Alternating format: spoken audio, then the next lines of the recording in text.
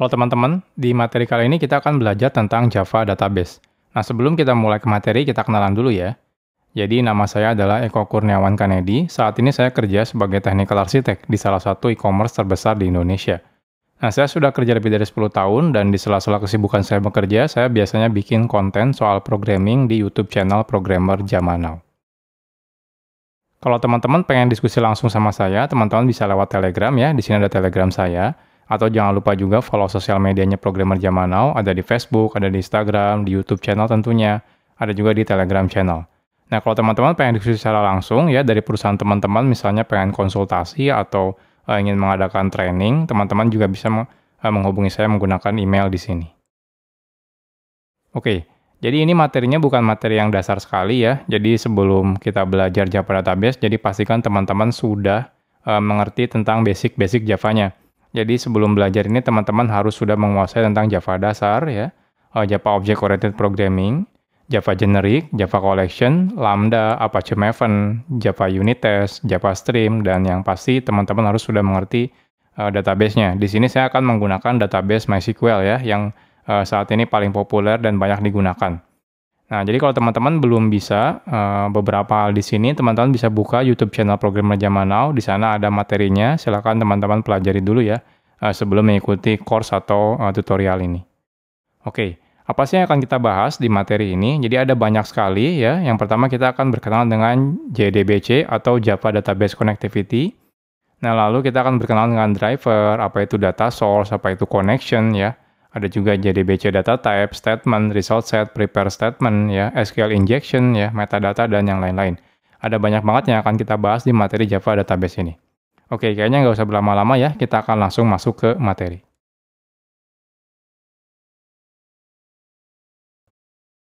Sekarang kita akan berkenalan dulu dengan JDBC.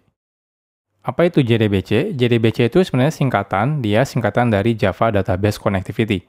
Jadi, JDBC itu sebenarnya merupakan spesifikasi API standar ya yang ada di Java untuk mengakses database. Jadi kalau misalnya bahasa pemrograman lain, teman-teman mungkin kalau mau connect ke MySQL, ke Postgre, ke Oracle dan sebagainya, beda-beda cara mengaksesnya ya. Tapi kalau di Java itu udah ada standarnya. Nah, standarnya itu namanya adalah JDBC, Java Database Connectivity. Jadi mau pakai database apapun, tetap sama cara kerjanya. Paling nanti yang membedakan adalah query SQL yang akan kita gunakan. Entah itu pakai MySQL, Postgre, atau yang lain-lain. Nah, JDBC sendiri itu tidak bisa langsung digunakan. Kenapa? Karena isinya hanyalah interface kontrak, ya. Interface API specification, ya. Ini digunakan untuk berinteraksi dengan database. Jadi, ya isinya itu kalau teman-teman buka source code Java-nya, ya, JDBC itu isinya cuma interface saja, nggak ada implementasi kelasnya. Nah, jadi teman-teman tidak bisa langsung menggunakan JDBC untuk connect ke database. Nah, lantas gimana caranya? Jadi JDBC itu perlu yang namanya implementasinya, atau kita sebut namanya adalah drivernya. Contohnya teman-teman kalau mau menggunakan MySQL, teman-teman harus menggunakan MySQL driver. Kalau teman-teman pengen menggunakan PostgreSQL, teman-teman juga harus menggunakan PostgreSQL driver. Atau kalau Oracle, ya berarti teman-teman harus gunakan Oracle driver gitu ya. Dan lain-lain. Pokoknya tiap database yang teman-teman pengen gunakan, maka teman-teman wajib menggunakan drivernya. Ya. Semua interface API JDBC terdapat di dalam package yang namanya java.sql dan juga javax.sql. Jadi teman-teman bisa buka dokumentasinya di dua link yang saya kasih di slide ini ya. Jadi di package java.sql atau javax.sql. Kalau teman-teman coba buka, sebenarnya nggak banyak-banyak amat sih fiturnya, karena sederhana sekali. Ini saya perbesar. Jadi kalau teman-teman perhatikan, nah kelas-kelas yang ada di sini atau interface ya lebih tepatnya ini nggak terlalu banyak. Nih lihat, nah sedikit sekali ya, nggak terlalu banyak. Nanti mayoritas akan kita bahas ya di materi Java Database ini. Jadi ini spesifikasi ya untuk connect ke database menggunakan Java, namanya adalah JDBC. Oke, jadi gimana cara kerjanya? Jadi cara kerjanya kurang lebih seperti ini. Jadi ini aplikasi kita misalnya ya, aplikasi kita, aplikasi desktop kah, aplikasi web ya pokoknya, aplikasi yang kita buat menggunakan Java, lalu dia sebenarnya connect ke JDBC. Nah, JDBC ini sebenarnya dia tidak connect langsung ke database, melainkan JDBC ini dia akan menggunakan driver untuk connect ke database yang sudah kita gunakan. Kalau teman-teman menggunakan drivernya MySQL, maka dia cuma bisa connect ke MySQL. Kalau teman-teman menggunakan drivernya Postgre, ya teman-teman juga cuma bisa connect-nya ke database Postgre, seperti itu. Jadi dari aplikasi ke JDBC, dari JDBC ke drivernya, dari drivernya baru ke database. Nah, pada materi ini, ya, di tutorial ini, di course ini, saya akan menggunakan MySQL sebagai database-nya. Jadi pastikan teman-teman juga sudah mengerti tentang database MySQL. Kalau teman-teman belum mengerti, teman-teman bisa buka channel Programmer Zaman Now, di sana ada course tentang MySQL. Jadi teman-teman bisa pelajari dulu tentang MySQL. Jadi saya tidak akan memberitahu gimana cara bikin database, cara menginstal MySQL dan sebagainya di course ini, karena course ini lebih fokus ke Java database-nya ya, bukan ke MySQL-nya. Jadi pastikan teman-teman sudah mengerti tentang MySQL.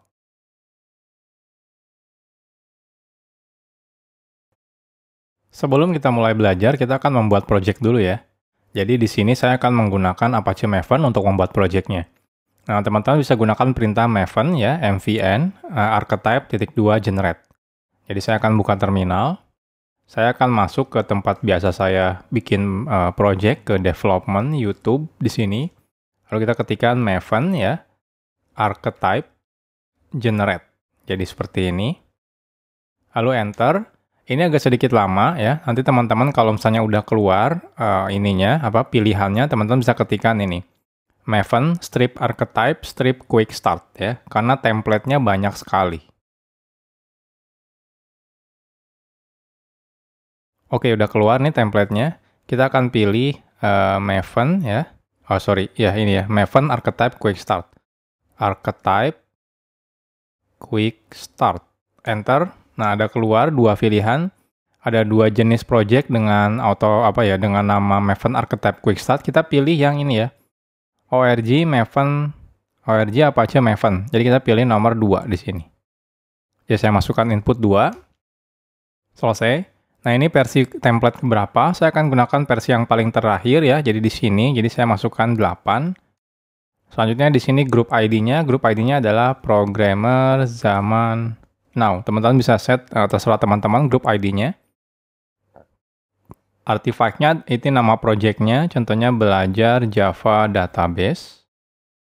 Version-nya saya tetap 1.0 snapshot, saya enter. Package-nya programmer.zaman.now.database. Oke, sepertinya sudah benar. Saya ketik yes. Enter. Nah, oke, udah selesai. Saya akan masuk ke belajar Java Database.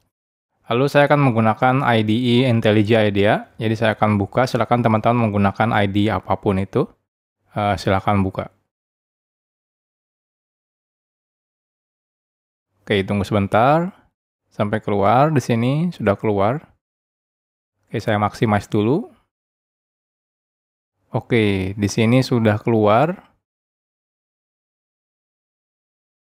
Ya, sudah selesai. Saya perbesar dulu.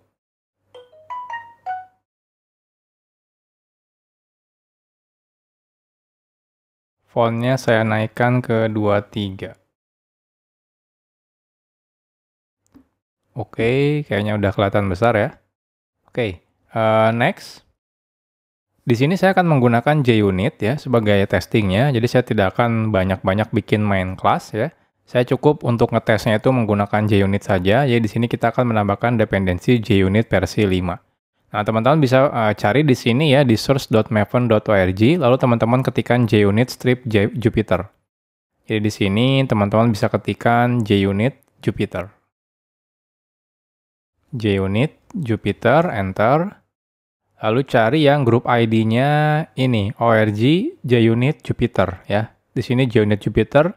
Di sini versi terbarunya adalah 5.7.0. Jadi saya akan pakai yang versi terbaru. Saya akan copas yang ini. Saya akan pindahkan ke sini. Ini bawaan default-nya adalah versi 4 ya, template-nya. Saya akan paste di sini, saya replace. Saya akan tambahkan scope-nya adalah test. Oke, enter. Saya akan reload Maven-nya. Ini untuk nge-trigger download semua dependensi. Oke, selesai. Kita lihat di sini library-nya kayaknya Maven udah keluar semua. JUnit 5-nya udah keluar. Nah, otomatis di sini unit testnya akan error ya, karena ini bawaan JUnit yang versi 4. Ini saya hapus saja karena saya tidak butuh ini. Oke, sepertinya selesai. Kita udah selesai setup project-nya. Sekarang kita akan mulai belajar Java Database.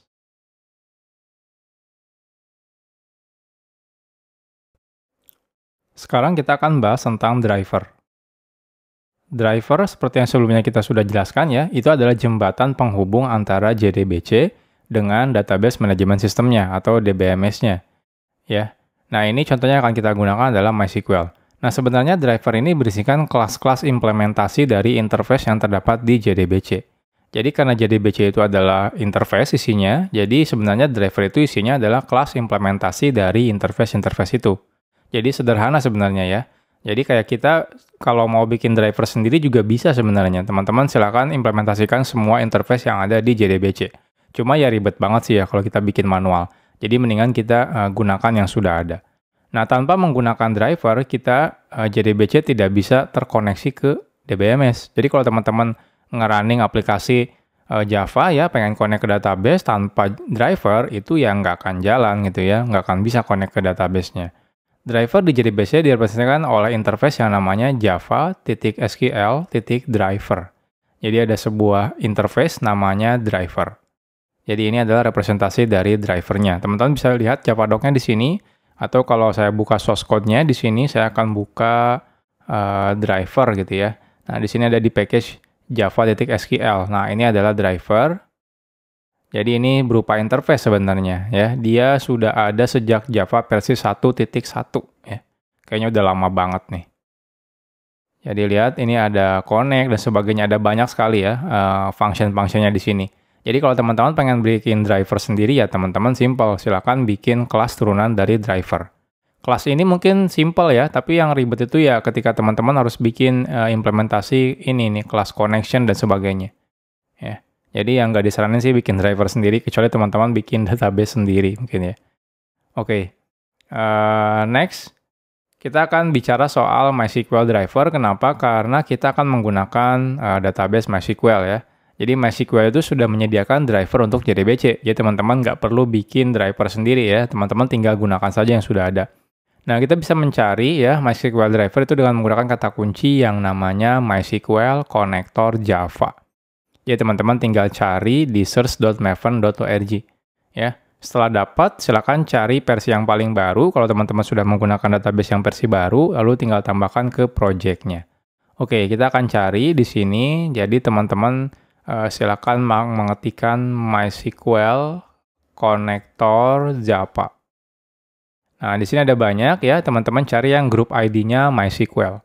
Di sini versi terbarunya saya bikin video tutorial ini yaitu 8.0.22. Jadi saya akan pakai versi yang terbarunya saja, 8.0.22. Oke, saya copas di sini ke project saya.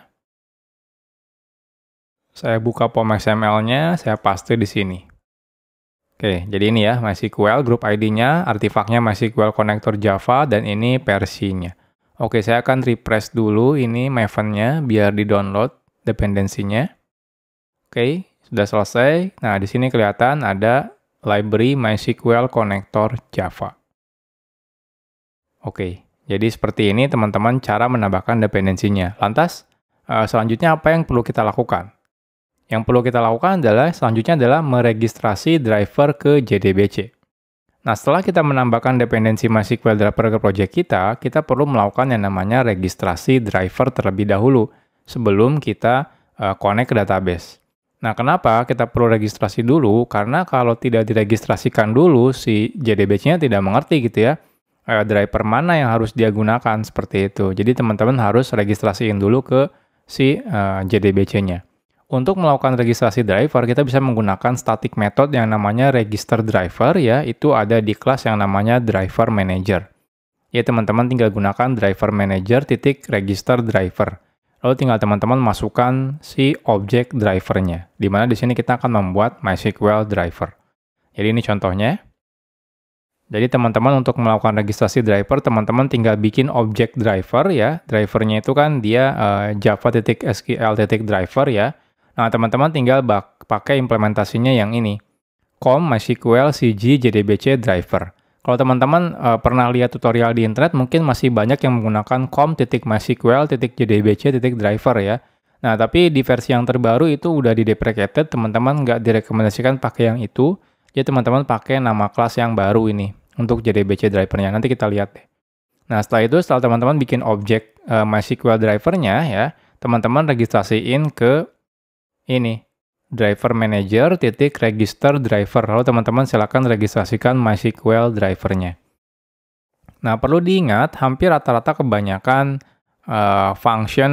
method atau objek, dan pokoknya apapun itu ya, di JDBC itu selalu menghasilkan exception. Nama exception-nya biasanya adalah SQL exception. Ya, contohnya ketika teman-teman bikin driver di sini, dia bisa keluar SQL exception. Ya, artinya apa? Artinya kalau misalnya gagal bikin drivernya, maka dia akan throw SQL exception. Jadi hampir semua nanti teman-teman bisa perhatikan ya di materi-materi selanjutnya, itu hampir semuanya selalu throw SQL exception. Jadi ya memang nggak enak sih sebenarnya coding menggunakan JDBC. Kenapa? Karena banyak banget kita ngelakuin try catch SQL exception.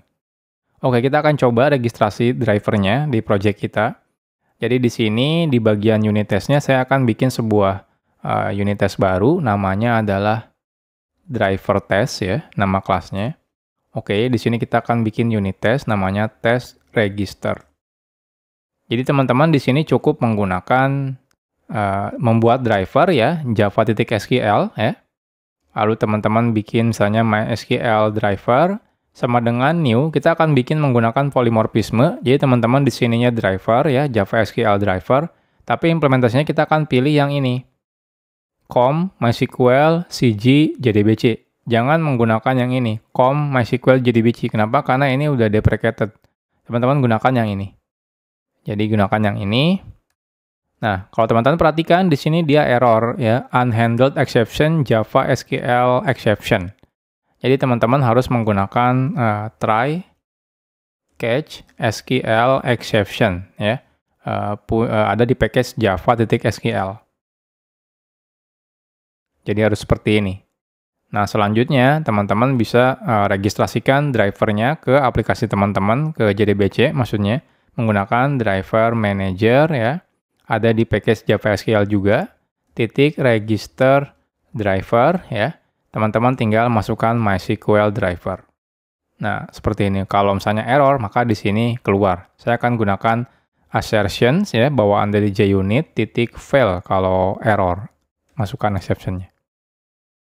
Oke, jadi cukup seperti ini. Oke, kalau teman-teman perhatikan ya, jadi yang lama itu ada, kalau saya buka ya, driver gitu ya, saya akan buka yang ini ya, ini CG ya, com MySQL JDBC, CG JDBC, tapi ada juga yang driver, nah yang ini, com MySQL JDBC. Jadi di sini itu ada peringatan ya, loading kelas ini di-deprecated ya. Driver yang baru itu adalah di package ini, com MySQL CG JDBC driver. Jadi teman-teman kalau misalnya lihat tutorial masih menggunakan kelas yang ini udah nggak direkomendasikan untuk digunakan lagi ya. Jadi teman-teman harus menggunakan driver MySQL yang baru yang ada di package com MySQL CG JDBC. Oke, jadi cukup seperti ini aja untuk melakukan registrasi drivernya. Jadi setiap kali teman-teman mau misalnya membuat aplikasi yang connect ke database, teman-teman harus ngelakuin hal ini dulu. Jadi registrasiin drivernya dulu, entah itu mau menggunakan MySQL, Postgre, Oracle, ya, SQL Server, teman-teman wajib memasukkan ini. Oke, kita akan coba running unit testnya. Kalau sukses berarti sukses, kita registrasi drivernya. Kalau error berarti error. Oke, di sini cannot access Java. Oh, kayaknya saya lupa mengubah versi Java-nya. Jadi saya di laptop menggunakan Java 15. Nah, sedangkan di POM XML saya masih menggunakan Java 1.7 atau 7 ya. Ini teman-teman ganti dulu ya ke 15. Ini 15. Oke, saya akan reload lagi Maven project-nya. Oke, selesai. Saya coba running ulang.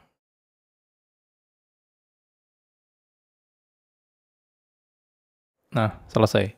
Hijau ya, artinya sukses, berarti tidak masuk ke exception ini. Artinya kita sekarang sukses melakukan registrasi drivernya ke JDBC.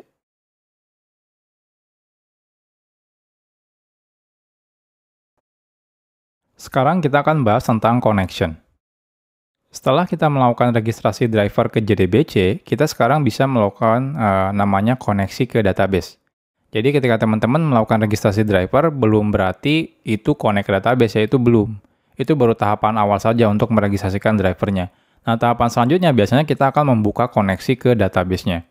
Untuk melakukan koneksi ke database, kita harus memberitahu jenis database-nya, ya, hostnya di mana atau lokasinya, bisa berupa hostname, ya, seperti domain atau juga IP address juga bisa, atau portnya, ya, dan juga username, passwordnya kalau memang ada, untuk terkoneksi ke database. Jadi nanti teman-teman harus memprovide atau ya menyediakan data-data ini. Nah, semua ini bisa digabungkan dalam sebuah string yang biasanya disebut dengan namanya JDBC URL. Jadi kalau teman-teman connect ke sebuah database, biasanya butuh yang namanya JDBC URL. JDBC URL semuanya kombinasi antara jenis database-nya, host-nya, dan juga port-nya. Bahkan beberapa database bisa memasukkan username password-nya langsung ke dalam satu URL ini. Nanti kita akan lihat. Nah, koneksi ke database direpresentasikan oleh sebuah interface Java SQL Connection. Jadi interface-nya itu adalah connection. Jadi yang tadi saya bilang ya di awal kalau JDBC adalah sebuah kontrak ya isinya cuma interface semua. Jadi termasuk connection. Connection pun itu adalah interface, namanya adalah connection. Teman-teman bisa lihat detailnya di sini atau silakan buka sendiri ya di ID teman-teman, buka source code-nya Java, interface-nya adalah connection. Oke. Gimana dengan MySQL JDBC URL? Nah, biasanya tiap database punya format JDBC URL sendiri-sendiri. Antar database biasanya beda-beda ya. Teman-teman perlu lihat di halaman dokumentasi resminya langsung ke database yang teman-teman gunakan. Nah, contohnya kalau di MySQL, kita bisa menggunakan formatnya seperti ini. Jadi, format URL-nya itu seperti ini. Jadi, JDBC.2 MySQL.2/ hostnya di mana, lokasi si database-nya, bisa domain ya. Kalau memang di domain atau misalnya IP address juga bisa. .2 portnya ya. Kalau teman-teman hilangkan portnya, .2 portnya, maka dia pakai default portnya si MySQL 3306. Nah, selanjutnya /nama database-nya. Jadi teman-teman mau connect ke database yang mana. Jadi seperti ini cara penulisan JDBC URL untuk MySQL. Nah, selanjutnya setelah teman-teman bikin JDBC URL ya, teman-teman akan membuat connection. Jadi untuk membuat connection ke database, kita bisa menggunakan sebuah static method yang namanya adalah getConnection. Ini ada di driver manager. Jadi setelah teman-teman melakukan registrasi drivernya, teman-teman baru membuat connection menggunakan driver manager.getConnection. Semua metode di JDBC rata-rata selalu akan menghasilkan SQL exception, termasuk ini. Ketika teman-teman nge-get connection, dia pun bisa throw SQL exception. Oke, ini contohnya.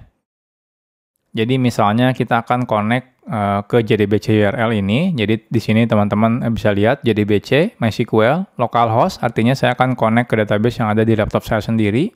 Lalu portnya adalah 3306. Ini kalau teman-teman, ini kan default ya, default MySQL-nya 3306. Teman-teman bisa hapus juga nggak masalah sebenarnya. Tapi saya masukkan aja secara eksplisit ya, supaya teman-teman bisa tahu.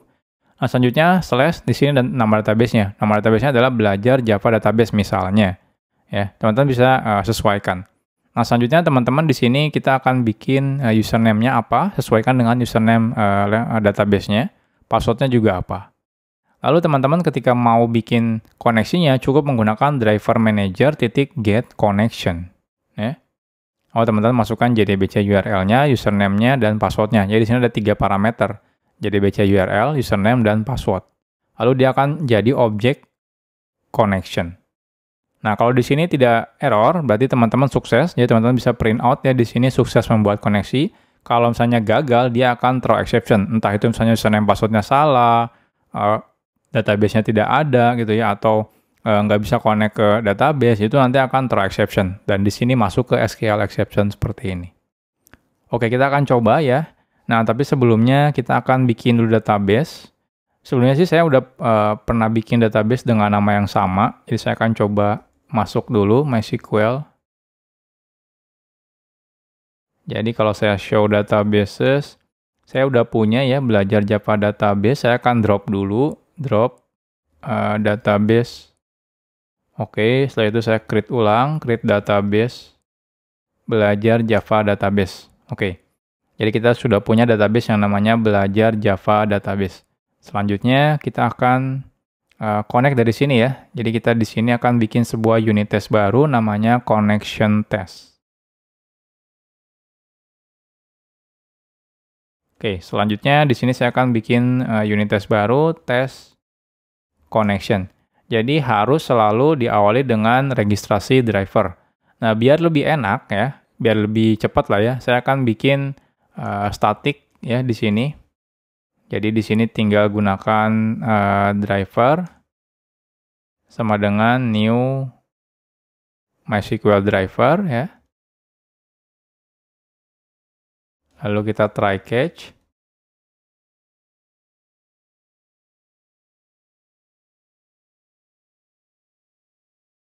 Lalu di sini tinggal driver manager titik register driver. Nah, seperti ini. Di sini tinggal MySQL driver.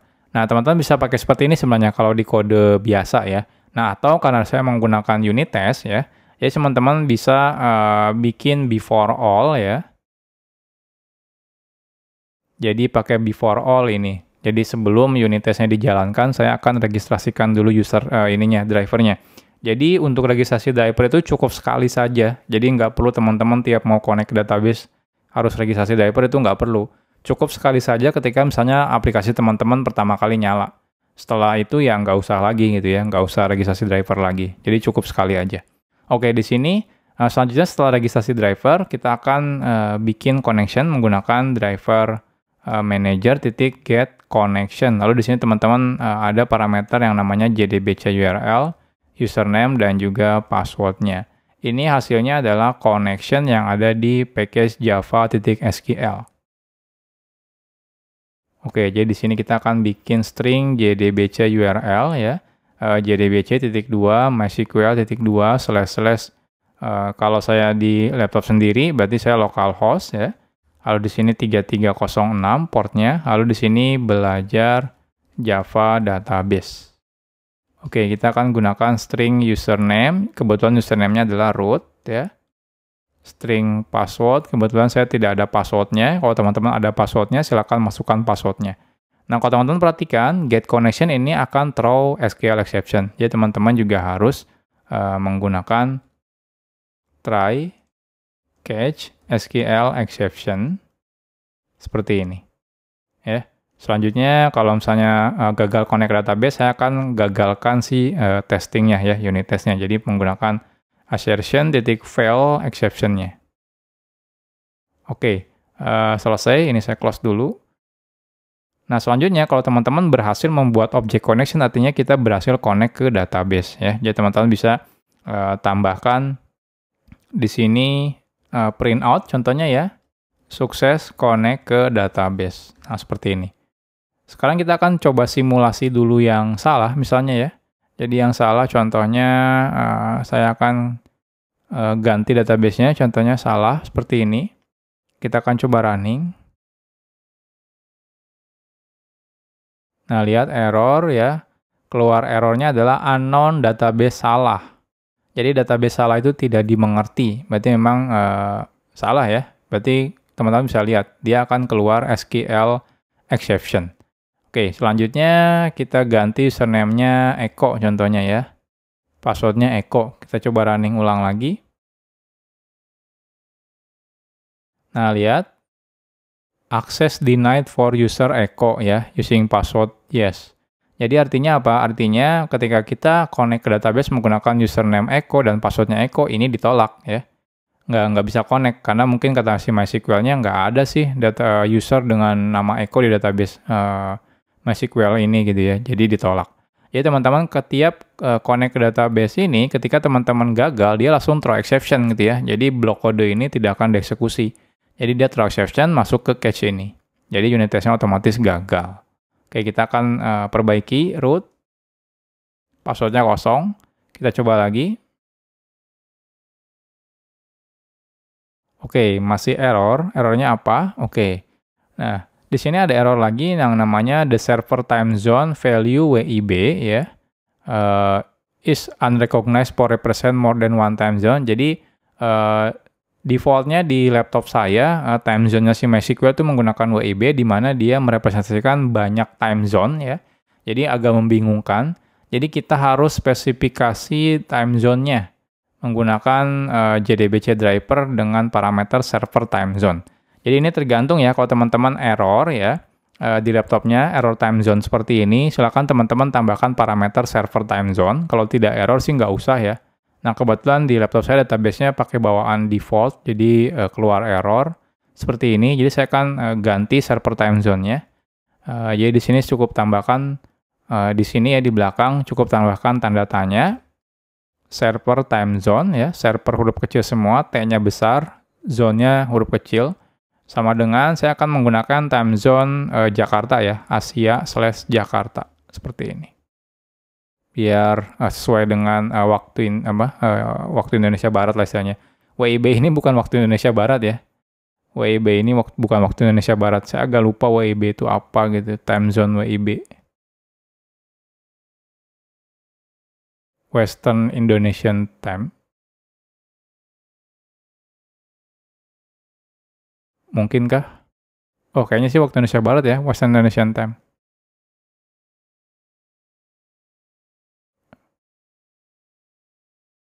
Nah, di sini saya akan langsung eksplisitkan Asia Jakarta. Oke. Selanjutnya kita coba lagi. Nah, nggak ada masalah lagi, sekarang udah sukses. Jadi ini kalau saya teman-teman kena error time zone, silakan eksplisitin ya, sebutin time zone yang mau dipakai yang mana. Nah, contohnya di sini saya menggunakan Asia Jakarta time zone-nya. Nah, di sini otomatis dia sukses connect ke database. Kalau teman-teman ganti lagi di sini salah, kita coba running ulang. Dia error lagi ya, access denied for user salah. Jadi seperti ini kalau teman-teman connect ke database. Jadi cukup menggunakan driver manager, get connection, JDBC URL-nya apa, username-nya apa, dan password-nya apa. Kita back ke slide.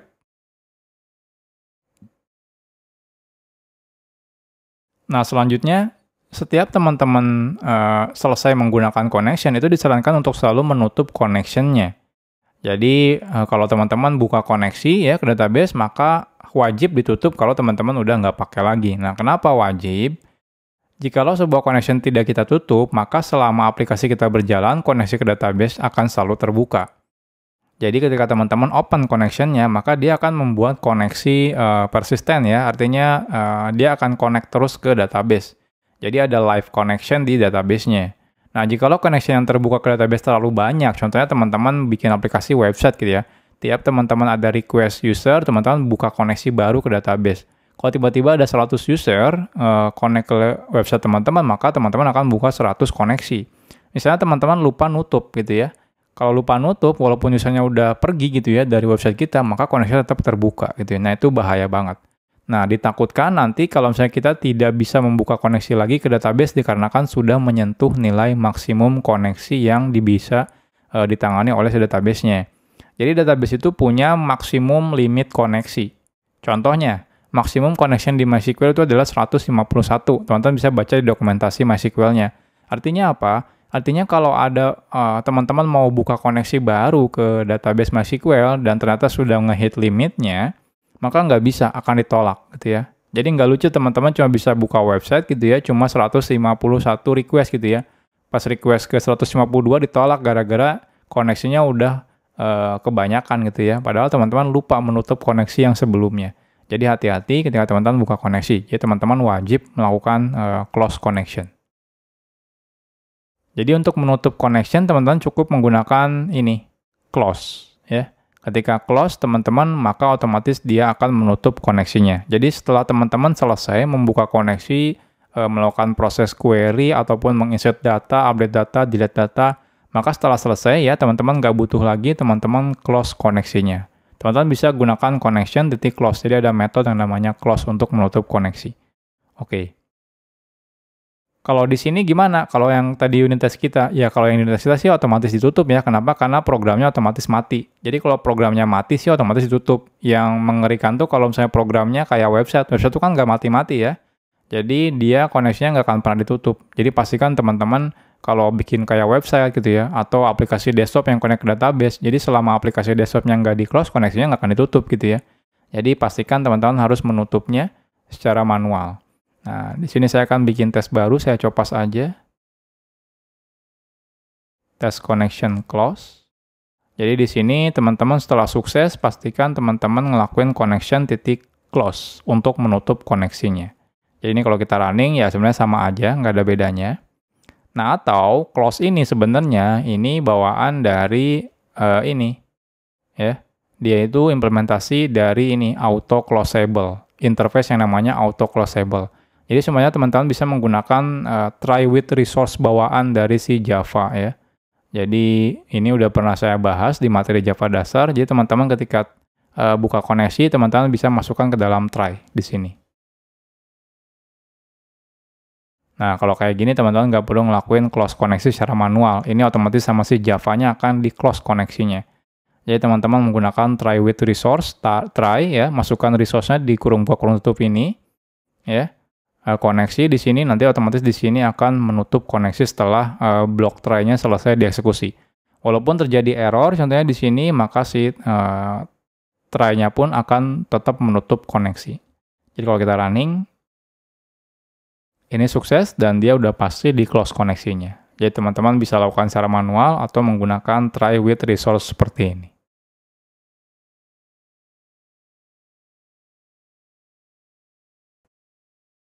Sekarang kita akan bahas tentang data source.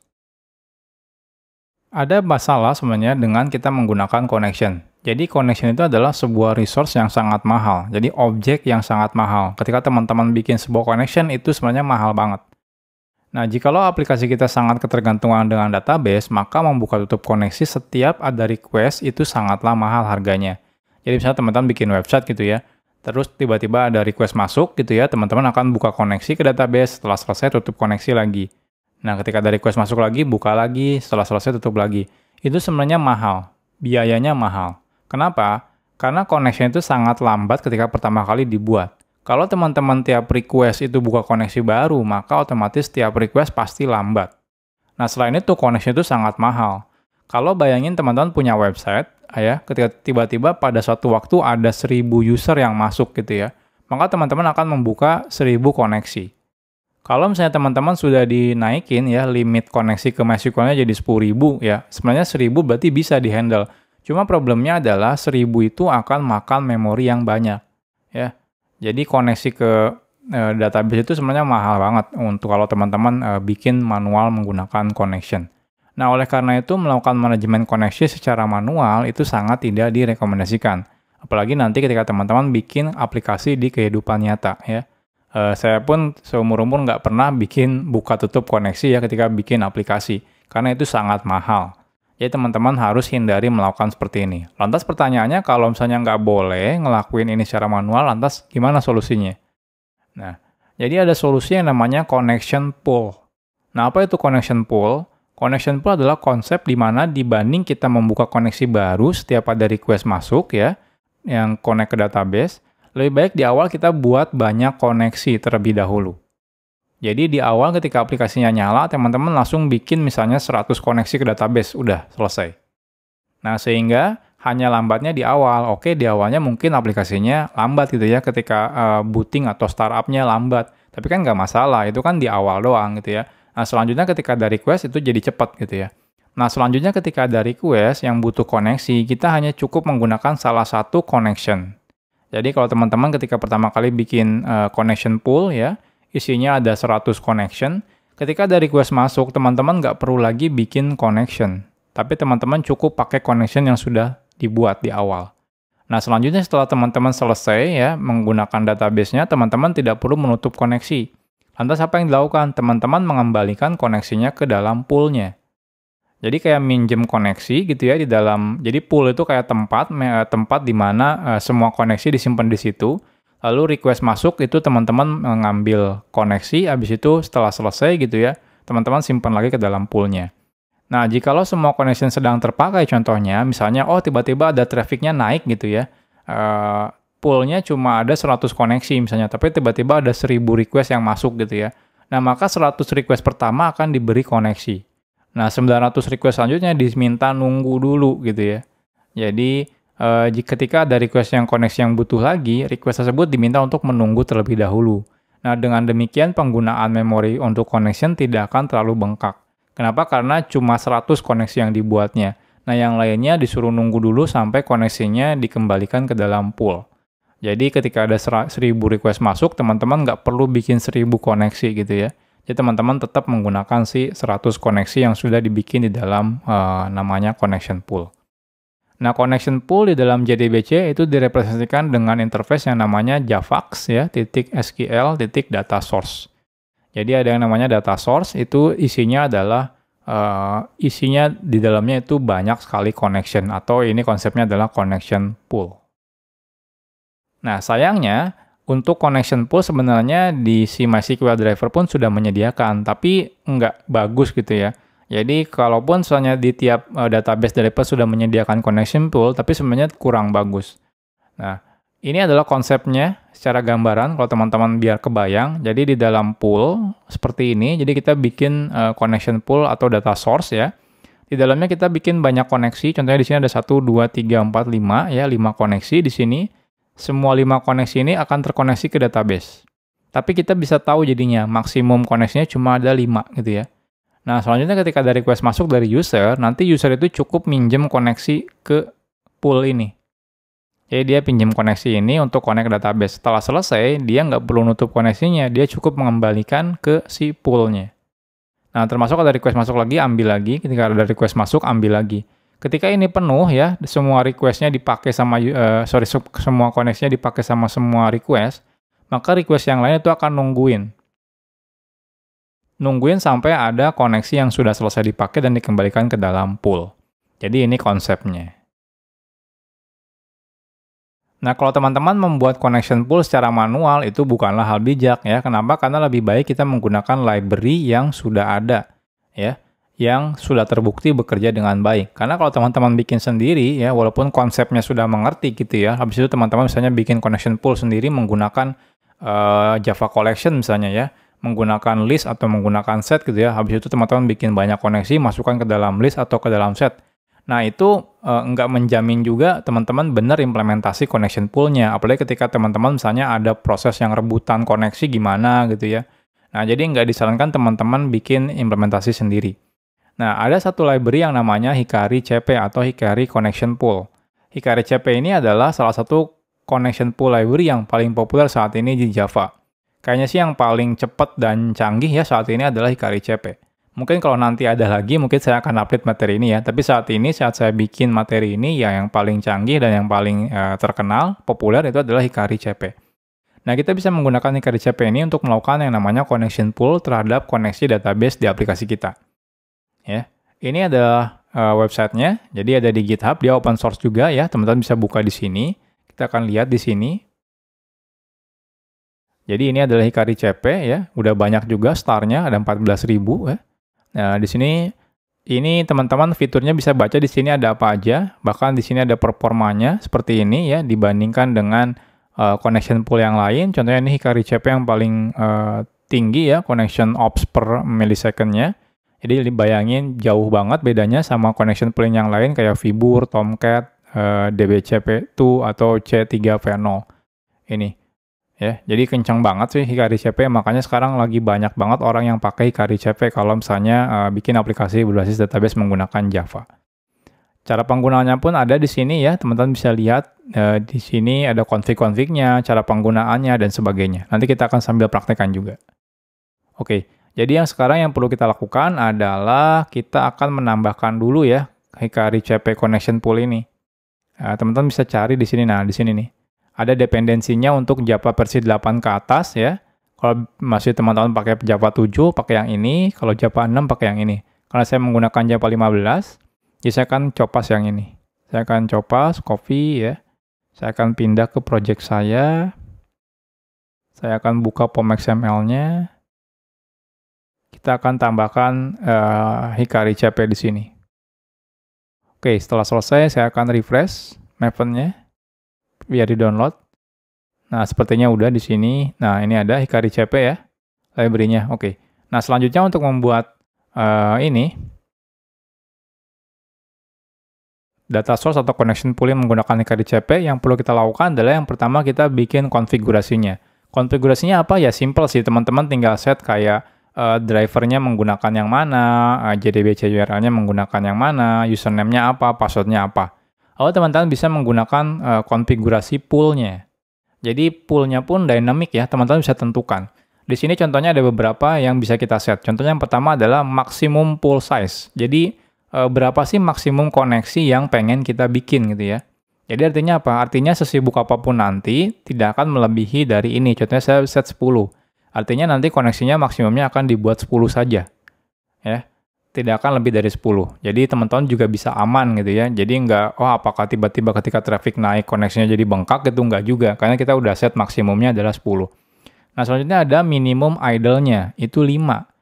Minimum idle itu maksudnya apa? Jadi kalau misalnya tiba-tiba connection pool-nya nggak ada yang pakai gitu ya, habis itu masuk semua ke dalam pool, nah itu kan buang-buang resource ya kalau nggak ada yang pakai. Maka si Hikari itu akan menghapus koneksinya atau meng-close koneksinya. Nah, tapi dia akan menyisakan minimum koneksinya. Kenapa disisakan? Biar tiba-tiba kalau tiba-tiba ada traffic naik, itu nggak gelagapan lah istilahnya ya, harus bikin koneksi baru terus gitu ya. Nah, dia ada minimumnya. Jadi artinya apa? Minimumnya itu kalau misalnya 10 ini banyak yang idle, banyak yang nggak kerja gitu ya, banyak yang nggak dipakai, maka dia akan di-close koneksinya sampai nyisain 5 saja. Jadi intinya minimumnya nyisain 5, tapi kalau misalnya naik terus, maksimumnya adalah 10. Jadi dalam isi koneksinya itu bukan berarti 5 atau 10, tapi bisa 5, antara 5 sampai 10, seperti itu. Nah, selanjutnya di sini ada idle timeout-nya. Jadi berapa lama sih idle-nya? Contohnya kalau teman-teman tiba-tiba naik gitu ya, koneksinya jadi banyak, masuk ke 10, setelah itu selama idle timeout ini nggak ada kerjaan gitu ya, nggak dipakai koneksinya, maka dia otomatis akan di-close koneksinya. Jadi di sini contohnya saya set 60 millisecond, artinya 60 detik. Jadi kalau selama 60 detik koneksinya tidak ada yang menggunakan, maka akan di-close. Tapi tenang aja, ada minimumnya. Jadi yang 5 ini tidak akan di-close. Habis itu ada max lifetime. Max lifetime itu misalnya ada sebuah connection yang udah lama banget gitu ya. Nah, teman-teman akan otomatis bisa di-close juga. Ya, teman-teman bisa di-set max lifetime. Jadi ini buat menjaga biar ada koneksi yang terlalu lama, tiba-tiba time out, nggak ketahuan gitu ya. Nah, dengan teman-teman menggunakan set max lifetime, jadi teman-teman bisa ngelakuin reconnect ulang lah istilahnya. Jadi kalau misalnya udah dalam jangka waktu lama, teman-teman bisa lakuin reconnect ulang secara otomatis ya. Teman-teman nggak perlu ngelakuin buka tutup secara manual lagi. Ini sudah dihandle sama si Hikari CP-nya. Contohnya di sini saya ngeset 10 kali 60 millisecond, artinya sekitar 10 menit ya. Jadi kalau dalam 10 menit, koneksinya udah nyampe 10 menit lifetime-nya, maka saya minta si koneksi tersebut di-restart, dibuka ulang ya, atau ditutup lagi, habis itu dibuka lagi. Oke, kita akan coba buat. Di sini saya akan bikin sebuah data, testing baru, namanya connection pool test. Di sini kita akan buat namanya tes Hikari CP. Jadi di sini kita bikin Hikari config ya. Lalu di sini kita bikin config-nya new Hikari config. Lalu config set driver class name. Jadi teman-teman harus sebutkan nama drivernya. Di sini parameternya string ya. Jadi teman-teman masukkan lokasi package plus class name-nya. Jadi mysql.cp saya jadi lupa ini namanya. Kita coba saja biar nggak salah. Nah ini ya, mysql cj jdbc driver. Ini saya coba di sini. Nah seperti ini. Lalu config set jdbc URL-nya apa? Saya akan coba juga yang ini. Seperti ini. Selanjutnya config set username root. Config set password-nya kosong ya. Nah, selanjutnya teman-teman baru bisa bikin pool-nya juga. Jadi config set maximum pool size-nya 10, jadi nggak lebih dari 10. Config set minimum idle-nya 5. config set idle timeout-nya misalnya 60 detik. Set max lifetime-nya misalnya 10 menit ya, kali 60 detik. Masih banyak lagi sebenarnya yang bisa teman-teman set, contohnya ada timeout-nya gitu ya, connection timeout-nya. Contohnya kalau misalnya tiba-tiba teman-teman connect ke database, ternyata lama banget respon dari database-nya, teman-teman otomatis error-kan menjadi error timeout, artinya dibatalkan. Jadi itu juga ada. Jadi teman-teman bisa explore sendiri ya di halaman Hikari CP-nya, itu banyak sekali config-nya yang teman-teman bisa gunakan. Oke, next-nya setelah teman-teman udah bikin config-nya, yang teman-teman perlu lakukan adalah teman-teman akan membuat koneksi menggunakan connection pool-nya. Jadi di sini teman-teman bisa bikin connection pool-nya dulu. Namanya adalah Hikari Data Source. Ya, jadi seperti yang saya udah jelasin sebelumnya, kalau misalnya implementasi dari connection pool itu adalah data source ya. Jadi teman-teman juga bisa bikin Hikari Data Source ya. Data source sama dengan new Hikari Data Source. Di sini tinggal dimasukkan si config-nya. Jadi di sini Hikari Data Source ya. Data source sama dengan new Hikari Data Source, habis itu config-nya di sini. Oke, selesai. Nah, selanjutnya kalau teman-teman mau bikin koneksi dari data source connection pool ini, teman-teman cukup gunakan data source.get connection, langsung seperti ini. Ya, jadi seperti ini langsung. Menutupnya seperti ini juga, kalau menutup pool-nya seperti ini. Nah, ketika teman-teman close koneksi, sebenarnya dia tidak meng-close koneksi ya. Ini udah di-handle sama si Hikari CP-nya. Ketika teman-teman meng-close connection, yang dilakukan sebenarnya dia akan mengembalikan koneksi tersebut ke dalam si pool-nya.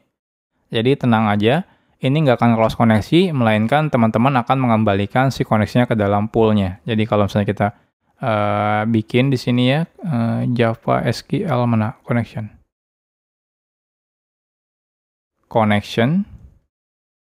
Seperti ini saya pakai try ini ya. SQL exception. Habis itu teman-teman connection close seperti ini. Ini sebenarnya dia bukan nge-close koneksinya, melainkan dia mengembalikan si koneksi ini ke dalam si Hikari data source-nya. Jadi tenang aja ya, itu semuanya udah di-handle sama si Hikari-nya. Nah, selanjutnya kalau teman-teman sudah selesai ya, teman-teman kan otomatis semua koneksi yang ada di dalam pool-nya perlu di-close nih. Nah, teman-teman cukup menggunakan data source-nya .close. Jadi dia otomatis akan nge-close semua koneksi yang ada dalam connection pool-nya. Oke, kalau gagal kita coba gagalkan unit test-nya. Nah, jadi seperti ini kalau misalnya teman-teman menggunakan connection pool. Jadi nanti itu pada kenyataannya teman-teman kalau bikin aplikasi sudah pasti teman-teman akan bikin aplikasinya menggunakan connection pool ya. Jarang banget teman-teman manage koneksi ke database manual, membuka tutup koneksinya secara manual. Jadi direkomendasikan tetap menggunakan si connection pool. Ini kalau kita coba running. Nah, finish ya, nggak ada error, berarti kita udah selesai. Nah, biar lebih enak, teman-teman bisa bikin sebuah utility class ya. Saya akan bikin di sini nama kelasnya adalah connection util ya. Nah, selanjutnya kita akan bikin di sini ya koneksinya. Jadi biar nanti kalau misalnya teman-teman bikin koneksi, tinggal pakai ini aja. Data source-nya kita bikin di sini. Saya akan copas yang ini ya. Saya akan copas, saya bikin static block di sini. Selanjutnya di sini saya akan bikin sebuah private static Hikari data source. Lalu di sini kita bikin data source sama dengan new Hikari data source config. Lalu saya akan bikin static method get Hikari data source seperti ini. Nah, jadi nanti kalau misalnya teman-teman butuh data source, teman-teman bisa langsung panggil connection util .get data source ya. Jadi contohnya di sini kita akan bikin test util. Jadi kalau teman-teman butuh connection, teman-teman cukup menggunakan connection util ya .get data source .get connection. Nah, seperti ini. Ya. Biar kita nggak perlu manual tiap bikin unit test harus bikin seperti ini lagi, nggak perlu. ya cukup manggil connection util get data source get connection. Ini terjadi error ya. Teman-teman juga bisa langsung tambahkan di sini throw SQL exception. Nah, seperti ini. Kita coba running. Nah, sukses ya. Berarti kita next-nya di materi-materi selanjutnya kita cukup menggunakan si connection util titik get data source saja. Jadi seperti ini konsep connection pool. Jadi next-nya teman-teman jangan bikin manual lagi ya. Saya ulangi, teman-teman pastikan selalu menggunakan connection pool.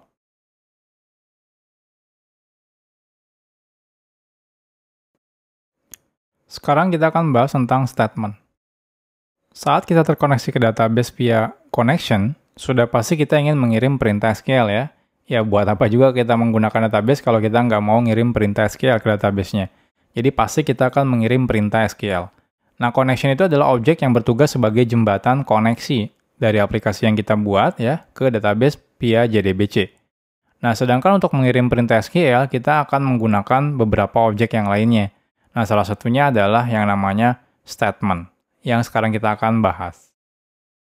Statement ya, itu atau di JDBC namanya java.sql.statement, ini adalah sebuah interface. Ini interface yang bisa kita gunakan untuk mengirim perintah SQL ke dalam database. Sekaligus bisa juga digunakan untuk menerima respon dari database. Kalau misalnya kita butuh melakukan query, misalnya query select gitu ya. Nah, ada banyak sekali metode yang bisa kita gunakan di statement untuk mengirim perintah SQL. Kita akan bahas ya, kita coba bahas satu persatu. Nah, teman-teman kalau pengen lihat ya detail statement, teman-teman bisa baca Java doc-nya di sini ya. Di sini ada Java SQL statement. Nah, untuk membuat statement kita bisa menggunakan metode yang namanya create statement, itu milik connection. Jadi setelah teman-teman bikin connection, teman-teman kalau mau bikin statement, itu teman-teman cukup gunakan create statement. Maka otomatis akan dibuatkan sebuah objek statement. Contohnya seperti ini, jadi kita bikin koneksi ya dari connection util. Nah, selanjutnya teman-teman kalau mau bikin sebuah statement dari sebuah connection, teman-teman cukup gunakan connection.create statement.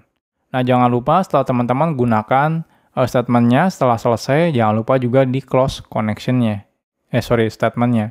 Jadi statement-nya di close, connection-nya juga di close. Kalau misalnya teman-teman sudah tidak menggunakan lagi. Oke, jadi di sini saya akan bikin sebuah unit test baru, namanya adalah statement test ya. Kita akan buat tes create statement. Oke, jadi pertama kita bikin connection dari connection util get data source get connection. Oke, biar nggak perlu try catch ya, saya akan tambahkan di sini aja throw SQL exception di unit testnya, biar saya nggak perlu try catch terus. Yang paling penting adalah teman-teman jangan lupa close connection-nya. Nah, selanjutnya teman-teman untuk membuat statement, teman-teman bisa bikin statement ya. Ini ada di package java.sql ya, jangan sampai salah import Java SQL. Teman-teman bisa gunakan connection.create statement. Nah, cukup seperti ini. Setelah teman-teman selesai menggunakan statement, teman-teman juga jangan lupa statement.close di close statement-nya. Oke, kita akan coba running. Kalau misalnya sukses berarti tidak ada error ya. Nah, di sini tidak ada error, artinya kita sukses membuat statement. Nah, selanjutnya kita akan bahas satu persatu metodenya. Jadi di statement itu ada sebuah metode yang namanya execute update. Di sini ada parameter string. Teman-teman bisa masukkan string SQL ya. Jadi metode pertama yang akan kita bahas adalah execute update. Di sini ada parameter SQL-nya. Nah, metode ini digunakan untuk mengirim perintah SQL berupa insert, update, delete, atau apapun yang tidak membutuhkan result. Bahkan kalau teman-teman pengen ngirim SQL DDL ya, data definition language, seperti misalnya create tabel, create index, atau nge-alter table, itu juga bisa. Walaupun sebenarnya best practice-nya, perintah DDL lebih baik dilakukan langsung di database-nya, jangan via aplikasi ya. Jadi mendingan via database-nya langsung, atau ya menggunakan database, database klien lah ya, kalau mau.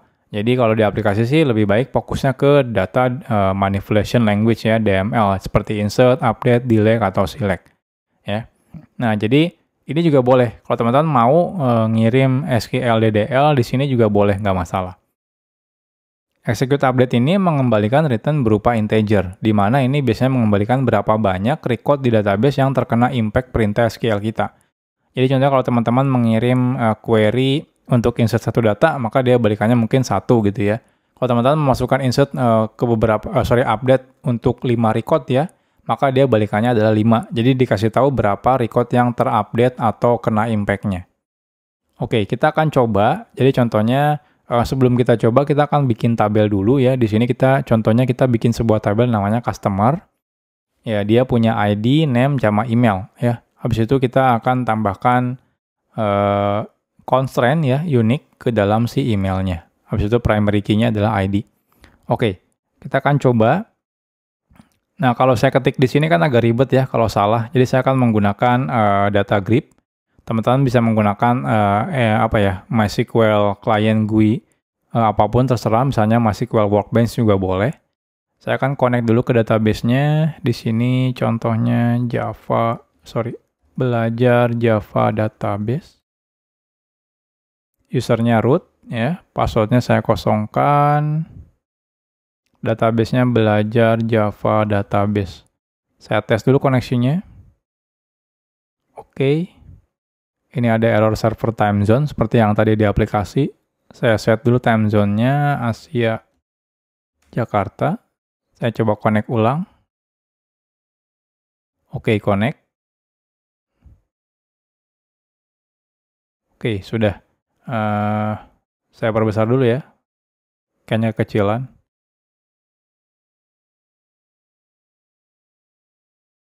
Oke, jadi kita akan create tabel customer. Ya, customer ya tadi ya.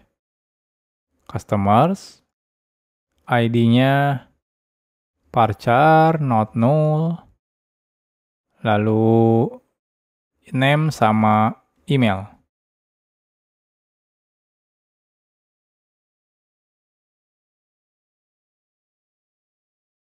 Selanjutnya kita bikin constraint email unique ya.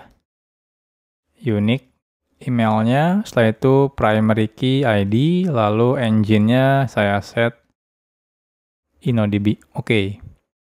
Saya akan execute. Oke, selesai. Sekarang saya berarti punya tabel yang namanya customer. Oke. Kita akan coba di sini show tables. Oke, use belajar Java database. Show tabel udah ada ya. Ya, udah ada. Oke, next-nya sekarang kita coba balik ke slide. Next-nya kita coba akan mengirimkan perintah SQL. Jadi, kita akan bikin sebuah query SQL di dalam sini ya, menggunakan string. Lalu teman-teman kalau mau mengirim, teman-teman bisa gunakan statement .execute update. Nah, ini saya menggunakan fitur baru yang ada di Java versi 14 ke atas, namanya adalah text block. Jadi, teman-teman bisa menggunakan kutip stringnya 3 kali ya. Setelah itu enter, di belakangnya terakhirnya kutip 3 kali. Di dalam sini teman-teman bisa memasukkan stringnya. Jadi stringnya multi-line sekarang ya. Ini adalah fitur text block adanya di Java versi 14 ke atas. Jadi kalau teman-teman pakai versinya yang versi 8 gitu ya, atau 11 itu nggak ada fitur ini. Jadi baru ada di versi 14 atau 15 ya, saya agak lupa sih.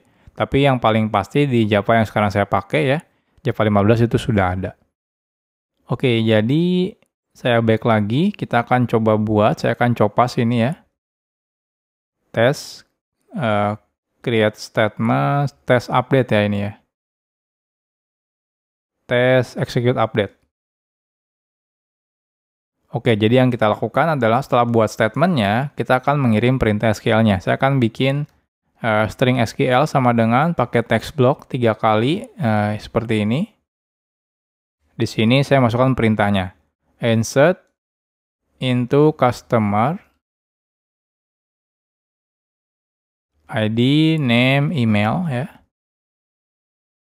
Values-nya misalnya di sini echo, name-nya echo, dan emailnya echo@test.com. .2. Boleh .2, boleh nggak sih? Bebas ya di belakangnya. Contohnya saya nggak perlu misalnya. Oke, selanjutnya tinggal kita gunakan statement titik execute update ya. Kalau teman-teman perhatikan execute update ini balikannya adalah integer ya. Jadi kalau teman-teman balikannya integer update contohnya, kita akan cek return-nya update-nya itu apa gitu ya. Seperti ini. Oke, jadi seperti ini kalau teman-teman pengen mengeksekusi sebuah perintah SQL, bisa menggunakan execute update. Ingat ya, ini nggak ada return value-nya ya. Jadi misalnya return value berupa data record-nya gitu ya. Jadi kalau teman-teman menggunakan select, ya jangan menggunakan ini. Nanti kita bahas lagi metode yang lainnya untuk menggunakan select. Oke, kita akan coba running. 1 ya. Artinya kena impact-nya 1 record dan sudah masuk. Kita coba cek. Select bintang from customer. Nah, masuk ya, echo ini. Kalau teman-teman coba running lagi, ini harusnya error sih. Kita lihat nanti keluar, nah error.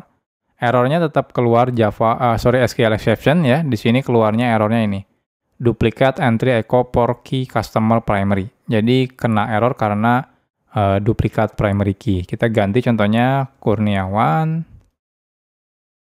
Seperti ini juga kalau teman-teman running harusnya kena error lagi ya. Errornya apa? Errornya di emailnya, email uniknya kena. Saya coba running. Sukses. Saya coba tambahkan lagi Kanedi. Saya coba running. Sukses. Nah, kita cek di sini. Hasilnya Eko, Kanedi, ada juga Kurniawan. Selanjutnya kita coba perintah ini ya, yang delete 3 record, pengen tahu nih. Ini kan keluarnya 1 ya di sini ketika kita ngelakuin update. Gimana kalau kita coba execute yang delete ya. Jadi untuk delete pun tetap menggunakan perintah execute update ini, cuma bedanya perintahnya sekarang kita menggunakan delete. Delete from customer. Seperti ini ya. Oke, kita coba lihat return ininya, update-nya berapa nih yang untuk delete. Nah, lihat keluar 3. Artinya apa? Perintah delete ini yang kita kirim ke si MySQL, itu dia kena impact ke 3 record. Karena memang ketika kita ngirim delete, berarti 3 record itu terhapus. Jadi teman-teman kalau pengen lihat, query yang kita kirim itu kena impact berapa banyak record, teman-teman bisa lihat ininya ya, return value dari execute update-nya. Berupa integer. Teman-teman tinggal cek aja berapa data yang berhasil teman-teman update atau delete dan sebagainya. Kalau kita coba running lagi, nah, ini keluar 0 ya, karena memang sudah tidak ada datanya. Jadi tidak ada record yang kena impact. Jadi ini execute update. Jadi teman-teman bisa delete, update, insert menggunakan si execute update method ini. Nah, selanjutnya ada yang namanya execute query. Ini digunakan ya untuk mengirim perintah yang mengembalikan data. Misalnya teman-teman pengen ngelakuin perintah select. Metode ini akan mengembalikan sebuah objek yang namanya Java SQL Result Set, yaitu berisikan data-data hasil query SQL yang kita kirimkan. Nah, tapi tidak akan saya bahas saat ini ya, kita akan bahas di chapter yang terpisah ya untuk result set ini. Oke, jadi teman-teman cukup menggunakan seperti ini. Jadi, contohnya perintahnya select bintang from customer, lalu teman-teman gunakan statement titik execute query ya. Habis itu SQL query-nya di sini. Jadi bukan execute update, tapi execute query. Nah, jangan lupa ketika teman-teman execute query, dia akan balikannya sebuah objek yang namanya result set. Nanti kita akan bahas lebih detail tentang result set. Nah, setelah teman-teman bikin result set, maka jangan lupa di close juga si result setnya. Jadi pokoknya kalau di JDBC itu, resource apapun yang teman-teman bikin, itu pastikan teman-teman jangan lupa ngelakuin close. Oke, jadi di sini saya akan coba running ini ya, running lagi biar masukin data lagi sekali lagi. 1 data, oke, cukup aja. Kita akan coba, saya akan copas ini. Ini execute query. Jadi teman-teman bisa gunakan query-nya misalnya select bintang from customers. Jadi di sini teman-teman bukan lagi ini ya, kita hapus. Jadi teman-teman menggunakan result set ya, ada di java.sql. Jadi perintahnya adalah statement.execute query. Lalu teman-teman masukkan SQL-nya di sini. Jadi ini balikannya adalah result set. Nanti kita bahas lebih detail gimana caranya mengambil data dari si result set ini. Nah, yang paling penting adalah teman-teman jangan lupa result setnya di close juga. Oke, kita coba running. Nah, hasilnya sukses. Kalau teman-teman salah query, contohnya tabelnya tidak ada, salah. Seperti ini kita lihat hasilnya. Nah, dia error ya. Tabel database salah ini tidak ada, doesn't exist. Jadi, tenang aja kalau teman-teman salah melakukan perintah query, tetap si JDBC akan ngasih tahu juga. Ya, contohnya di sini tabel customer. Kita running lagi. Dan hasilnya adalah sukses. Jadi ini adalah statement. Jadi statement itu adalah objek yang teman-teman bisa gunakan untuk melakukan pengiriman query SQL ke MySQL atau database apapun.